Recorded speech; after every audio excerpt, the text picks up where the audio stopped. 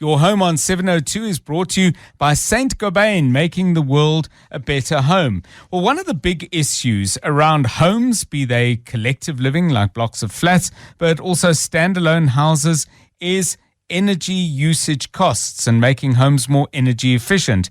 Craig Sprighton is head of Saint-Gobain Solutions, Market Development and Advocacy, and joins us now to talk about exactly that. Craig Sprighton, welcome. It's good to have you with us on the show.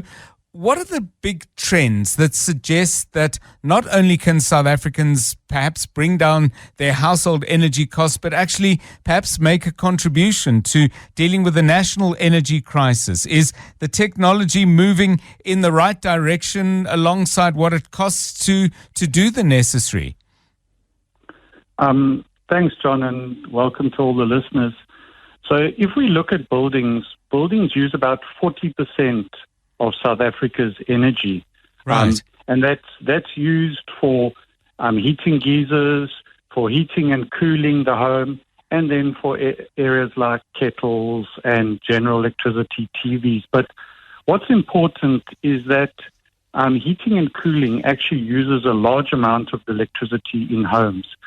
So you can actually reduce your heating and cooling energy usage by up to 80% if you correctly insulate the building. And you might say, well, why is insulation so important? The largest area of heat loss and gain in a building is through your roof. So it's vital that you treat that area up front to make your home more comfortable. And by using insulation, you can do this. But it's also important that you understand the performance of the insulation and the required thicknesses that can actually achieve it. And there's standards being put in place to actually enable people to know what to install. So is it a matter of getting the materials right, or are techniques do they vary substantially in the installation? And if they do, what would you recommend? So it's a bit of both, John. So firstly, there's actually a national building regulation that was instituted called SANS 10400XA that defines the thermal performance that the products need to achieve. And basically what it is it's the resistance of the insulation to the transfer of heat.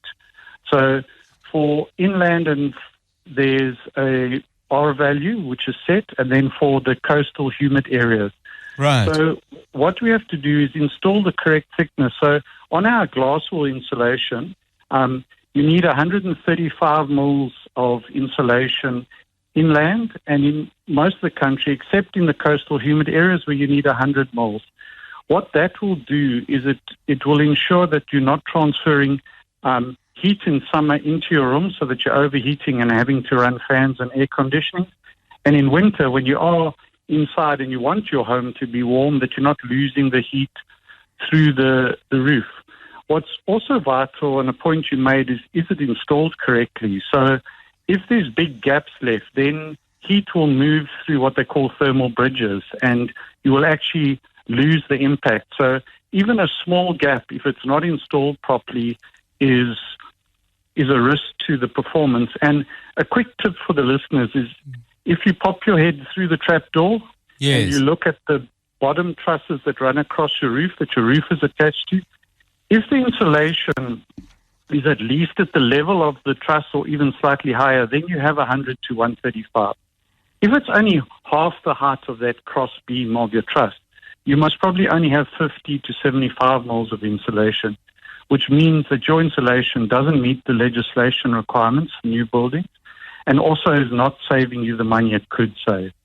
Thank you so much. Useful tips indeed. Craig Sprighton, head of Saint-Gobain Solutions, Market Development and Agency. Waterproof your roof before the summer rainfalls with ABE's range of waterproofing solutions. ABE has a variety of products suitable for any of the 4 common types of roof finishes, namely tiled, slate, flat, and metal roofs, available at major hardware retailers. For more information, visit abe.co.za. Waterproof the ABE way.